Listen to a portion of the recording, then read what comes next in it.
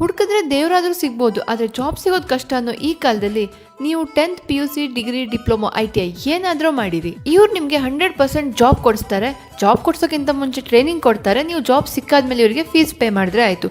ಎಲ್ಲಿ ಅಂತ ಹೇಳ್ತೀನಿ, ಪೂರ್ತಿ ವಿಡಿಯೋ ನೋಡಿ. ನಮ್ಮ ಕರ್ನಾಟಕದ ಹೆಮ್ಮೆಯ ಸಂಸ್ಥೆಯಾದ ಸ್ಕಿಲ್ UM ಅವರು ಈ ಒಂದು ಜಾಬ್ ಅಪಾರ್ಚುನಿಟಿನ ಕೊಡ್ತಾ ಇದ್ದಾರೆ. ಇಲ್ಲಿ ನೀವು aviation, hospitality, ground staff, cabin crew, fire and safety engineering, fashion designing, hotel management ಅನ್ನೋಂಥ ಕೋರ್ಸ್ಗಳನ್ನು ಮಾಡ್ಬೋದು.